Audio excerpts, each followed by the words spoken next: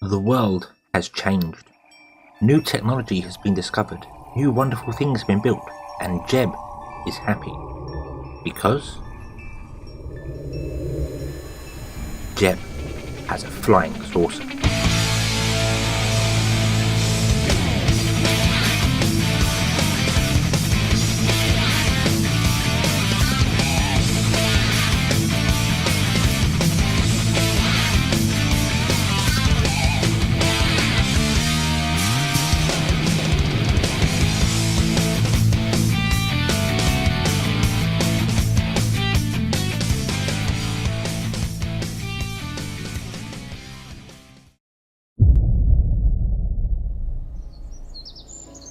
Evening all, and welcome back to Kerbalism. We have made the jump to version 1.5.1 and updated all the mods to it, updated most of the mods to it. Some of them are still in the old versions. They seem to work okay, with one exception, but it's working, just being weird. And we have a few new mods installed. You will notice it looks a little different as well. It looks a bit weird. That's because I have installed a brand new visual pack. Go into the tracking center, and you'll see everything just looks fantastic. Kerbin's got a different cloud covering to it. It's got the aurora going on. It's just absolutely fantastic, and that is utterly beautiful. The solar flare from the sun is sun flare, sorry, is just absolutely fantastic. This is Spectra, the Spectra pack. A lot of the dependencies for it are for an older version of Kerbalism, Kerbal, but you can get it working. It's a bit weird to work, but it does, and it looks fantastic, and I absolutely love it. We also remember how to change planets here, like this. You'll notice I've got no ships at all. I've got one in orbit of Kerbin, which is we'll show that later. But basically, making the jump over, my ships all came over. They all jumped out. It was absolutely fine. And then when I actually switched to any ship I had in orbit, like the ones I had in orbit of Duna, over here, that's fantastic. The game would just crash for some strange reason. It would just crash the desktop, and I don't know why. Looking through the log, couldn't find a reason. So I just decided. I went back to the old versions, I brought all my Kerbals home, and I've just removed every ship, and I have cheated this into orbit here. I don't really consider it a major cheat because of how much I've lost, so a bit of compensation. But see, we have these wonderful planets here. This jewel looks fantastic. Lathe is beautiful, absolutely beautiful. That aurora going on almost everywhere. Oh, it's fantastic. We do have, however, something new. We have Sarnus. Yes, I've installed the Outer Planets mod. A lot of people like playing Real Progression, RP1, whatever it is, Real Solar System. I'm not a big fan of doing that. I wouldn't mind a Kerbal-sized Real Solar System. So Earth the same size as Kerbin, you have everything else. I wouldn't mind doing that, but don't just want to make the planets bigger because then you've got to build bigger ships, and I don't know, I'm not a big fan. I want to play a fantasy thing, but we've added these extra planets here. We have Sarnus, Hellovok, its moons, and then we have Erlem, which has got its things down on there, Tal, and Needon. Now, I've never been to these. To be honest with you, I've never been to most of the planets. Not in a proper playthrough, but it just gives sort of new things to do. Aaron, and the sun, which has a very odd thing going on with it when you're close to it, but as soon as you get further away from it, it just becomes fantastic. Yes. So, we have a starbase. But I'm going to show you that, but I'm not going to go to it right now. We're going to fly up to it, and the reason we're going to fly up to it is because jumping over to this version has reset pretty much all my contracts. That's the mod that's causing a bit of problems. Contract configurator causes lots of problems in log file to it. It does appear to work for what I've been reading, it may actually not complete contracts on time. We've still got one contract. Well, one survivor transition. It may not actually complete contracts, so I will have to use the cheat menu to manually do that if I've completed everything on there. But if I do that, it will be done on camera, so you'll see it anyway. Yeah, we don't have, obviously, all our contracts are reset. So, in order to make the money, because you'll notice our money is dropped down because I did pay for that starbase in orbit, although I lost all the other ones, I did pay for it. We've also got a few new science things there because obviously we got a couple of new mods which bring new things in there, and that allows me to get new research around the KSC.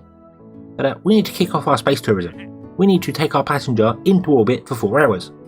So, what better way to do that than to get Jeb to take out one of his brand spanking new flying saucers, and we'll go visit the starbase. And here we are on the runway in our A51B Flapjack. This is the flying saucers mod. I cannot for the life of me remember who made it. I'm terribly sorry, but it's a fantastic mod. I love the flying saucers. They are absolutely awesome. And this flies kind of like a plane, but can get into space, which is awesome. You will also notice that Jeb and Taito here, they look a little different. And that is because of, well, things. Things have changed. Times have changed. People, you know, Jeb's growing a bit of a beard there, got a bit of stubble going on there. And all my Kerbals are now a little bit more expressive with the way they are. So yeah, everyone's a bit better with it, everyone's happier, everyone's a bit more unique. So let's set this as our target, and we shall wait for it to come around, and we'll go and catch it up, and you can see the wonderful brand new starbase.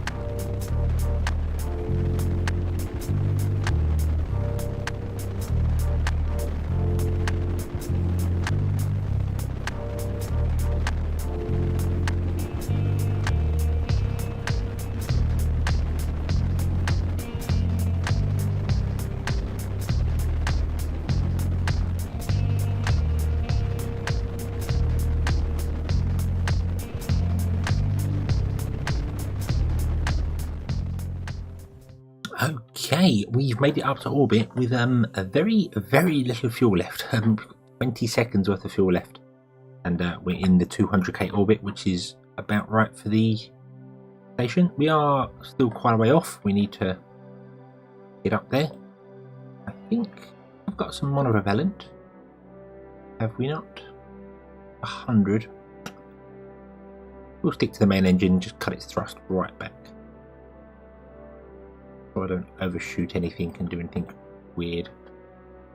Right.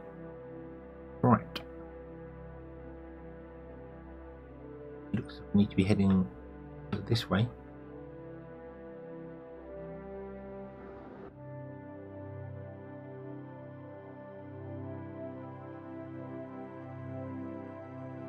I've got to say, the reaction wheels on this are really strong. Quite impressive with these parts. It's probably a little bit overkill. I mean, the reaction wheel that's in this engine mount is fantastically powerful, but overall, it's just, I love it. I just absolutely love the flying saucers. They are absolutely awesome. Right, so let's go and have a look at this starbase, shall we? Let's get a bit closer. Let's load in. And you'll probably see why I called it Starbase rather than Station. We can get a little bit closer to it.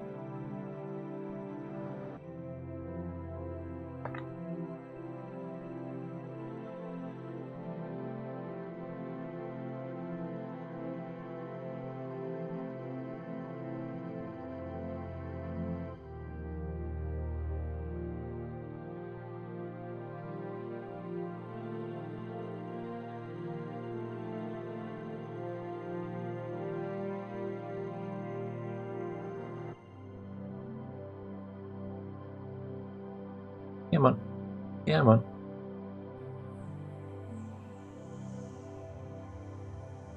There we go. Yes, you can see it's sort of based off of a starbase, a Star Trek starbase. Not exactly. It does have these great big fuel tanks around the outside of it. But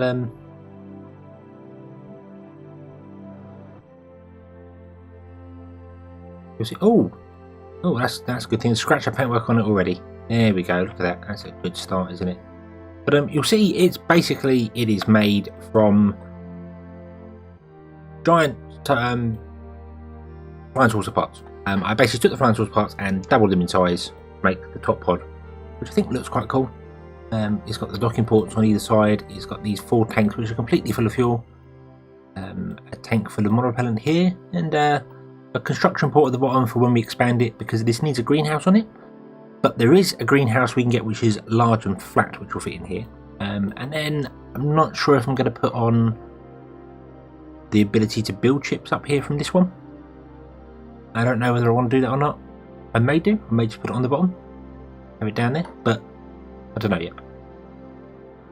Anyway, we need to dock, which means we need to control from here. We might as well open that as well. And I think these dock to the standard little ports. These ones are really good. You can deploy them and they poke out. So they're slightly recessed behind. You'll see. They're slightly recessed behind the large docking port, so docking to that will be easier. And then when you need to use them, they can expand out, and it puts them forward, so it makes life easier. Which is fantastic, absolutely fantastic. Right, so let's point. I don't want to say down. That's not right. I want to point out, don't I? Because I'm controlling from the docking port up there. Rotate ourselves around a bit. That should be even with the starbase, but it's not apparently. Why is it not? What is wrong with you? Control. Yeah. It's not because you are not straight. Okay. Let's turn around. Persistent rotation is one of the mods that's not actually updated, so I'm not sure whether it's working or not. It seems to be when you time warp, but I don't know whether it's actually just like vessels that aren't loaded. I don't know if it holds their rotation the way you'd expect them to be. But it's minor things. It's minor things that we're not particularly worried about. And I'll do to go down. That away? No, forward a bit, I suppose. And there's our marker. Wrong monopropellant on this. I've flown these and had a play with them, but I've not done any docking with them yet. I don't know how complicated this is going to be. I hope not a lot. I hope it just docks straight away. I don't even know if these docking ports are compatible, if I'm entirely honest with you. I'm sure it did say it was compatible with the Clampatron ones, but you never know. Right, I need to target the right thing as well, because I was targeting the wrong thing.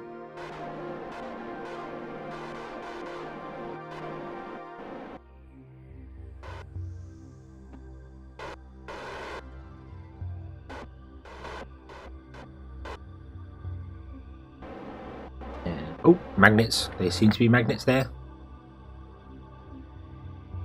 Magnets are good. Oh, turn off SES. And there we go. That connects. Awesome. We have a connecting ship.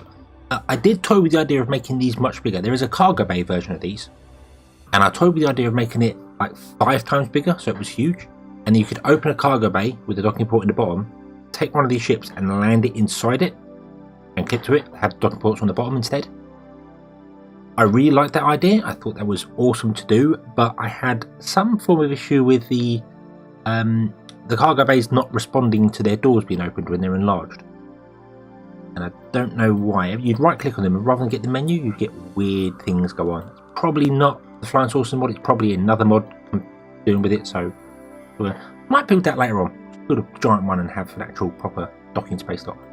But we are here. Taito is here. Welcome. He wants to be in orbit for 4 hours, and he can kick off our space tourism. We also have lost our asteroid. That's gone as well because it was attached to some ships, so that is gone. I do need to find new ones, so I think for the next 4 hours I'm going to have a look at some of these unknown objects and find out an asteroid, and we can go and capture one of them again, because they're really good money makers, and money's going to be what we need. We're low on money again, so that's going to be our sort of starting thing. I also have set in the Kerbal alarm clock the list for all of our destinations, every single last one of them. So Moho comes up next, and then Jewel. I think we're going to skip Jewel. I might send a probe down to Moho again, one that actually works this time, because last time we sent a probe it just ran out of power, or ran out of signal, sorry. And Duna is definitely something I want to get involved with. Duna's going there. I have kind of given up on mining resources for fuel, simply because of the carbon dioxide requirements. The setup we had previously with the station smelting stuff to produce carbon dioxide, it would use more fuel than it can produce from the carbon dioxide it made, so that was a no-go. There is something called the molten regolith process, I think, which can break down ore into carbon dioxide. I haven't got that unlocked yet. Maybe when we unlock that I'll look into doing it again, but for the time being, it's because of the way Kerbalism breaks everything down. It's much more realistic, but it's just far too slow to be doing things. It is obviously designed for endgame. We're nowhere near endgame yet, so yeah, not even midway through the game. Haven't even left Kerbal Sphere. Well, have once for the crew, but haven't really left Kerbal Sphere of Influence at all. So yeah. Ooh, that's interesting. I did not know they shine lights like that. That's quite cool. But yeah.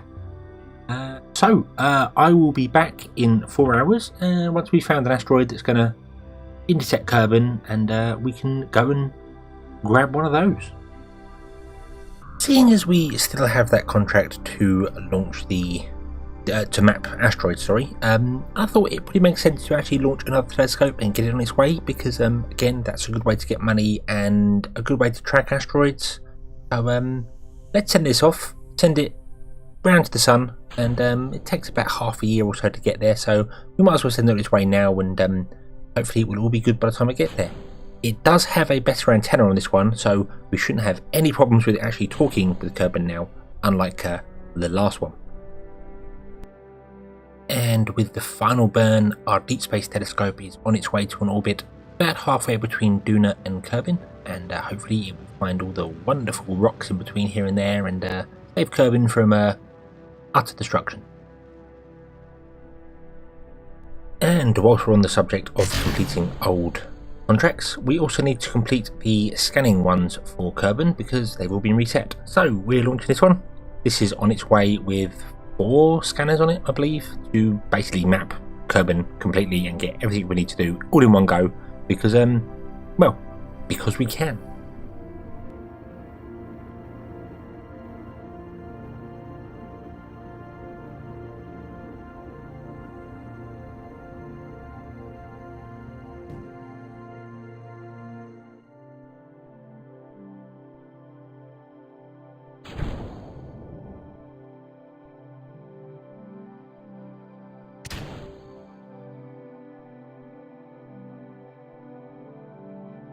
So the 4 hours is up, and it's time to go home because the station ran out of power. I did put some solar panels on the top here, and they're not enough. They're nowhere near enough. This was designed to have a nuclear reactor at the bottom. It will get one, but I'm just waiting to unlock the greenhouse first, because the reactor was going to go right at the bottom. But we need to undock and leave, because I've just had a message saying Jebediah Kerman is sweating. So let's get out of here, shall we? Undock. This whole thing is now completely dead of power, so yep. Luckily this... what the hell has happened to that? We've had a Kraken strike. we've had a Kraken strike. Right, so we've applied the anti-Kraken tape and everything seems to be back in order now. That's probably coming out of time warp. Cause that to do something weird. But we can hopefully push away from the station. So, point ourselves retrograde. And we can come back down. Now, luckily, this has a fuel cell, which I did start. It's a very weak fuel cell. It doesn't produce that much electricity at all, but does take a long time to actually draw fuel down. So, yeah, we're happy with that. So, we've got the batteries, but we do have some solar panels on this as well, so we will be okay. But we need to get back down again, and we have. We can do this. We can do this quite easily. Where is the KSC? There. We could try and land at KSC. I've never. Well, I have re-entered one of these, and it didn't land. Oh, excuse me. It didn't land super well. I'll be honest with you. They did. The pilots did survive when it came down, so that was okay. But yeah, most of the rear end of the craft was missing. But yeah. Anyway, let's us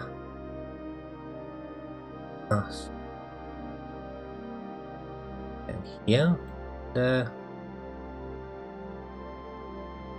Want to be about 10k above the KSC, I think it is, or is it 20? I'll go with 30, and if we overshoot, we whatever, doesn't matter. I think you set it up. All depends on how much you come down to it. You will notice as well that with this and with the station, we have all the options. That's because there's some advanced computer core inside these UFOs that allow you to do that sort of thing. So we can point at our maneuver nodes without a high quality pilot, which is quite useful, if I'm honest. Quite useful indeed. Right, so let's walk around to our maneuver.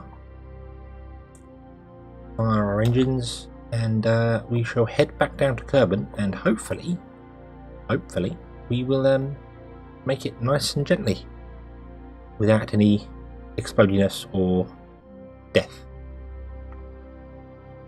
Okay, re-entry has begun, so let's see how well this bird flies.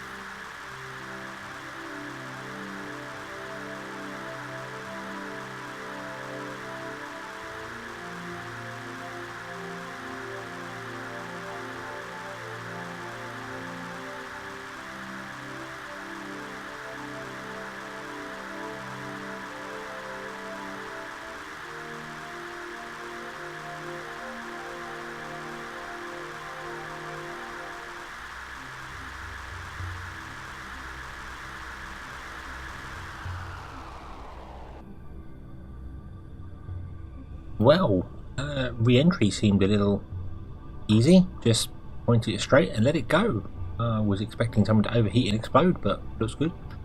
We aren't going to make it to the KSC. Nowhere near. I'm going to be lucky if I make it to land, if I'm honest with you.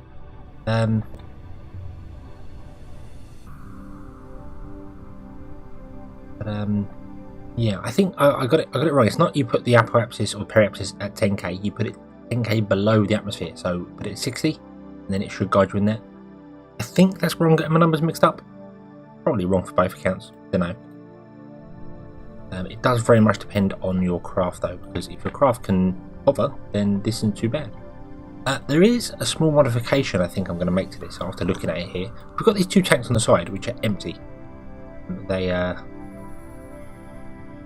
empty and for some reason have electric charge in them.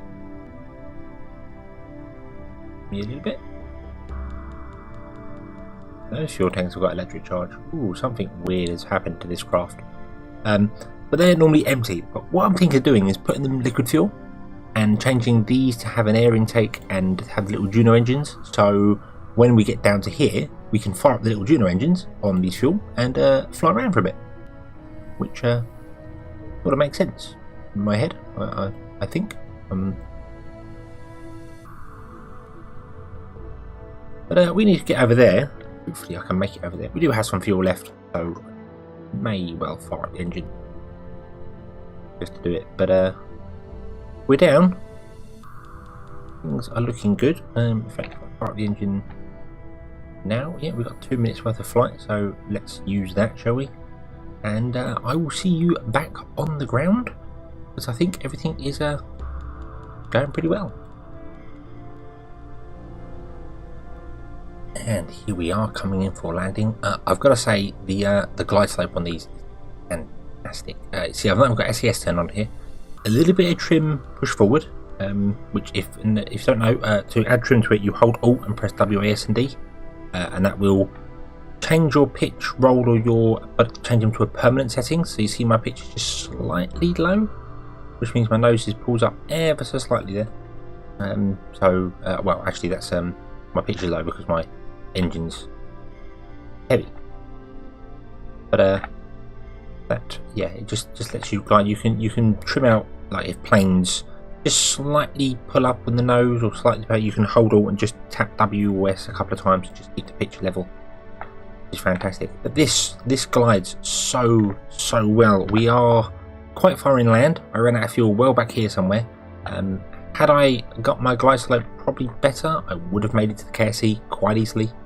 You see, this thing is still, we're travelling at 40 meters a second and we're still doing quite well glide-wise. I don't know if I'm where the ground is. Lights back on, and I don't want to put my landing gear out yet because that's going to mess up my drag, or my aerodynamics, I should say. Let's just turn SES back on and hold the nose down a bit.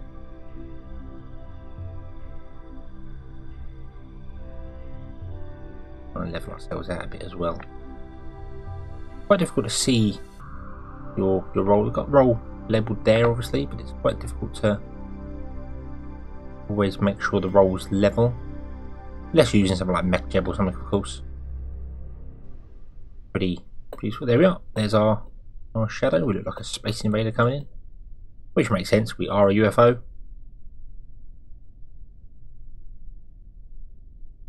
I'll wait to the last minute to put landing gear down, just because I want to get as far across as I possibly can. Although the ground's coming up to me there, so oh, we bounced. And again, boing. There we go. That's a much better landing than I had last time. I think I didn't realise the engines are heavy on these. So of course when I bounced and had SES turned off, it just flipped backwards and caused problems. But we are down.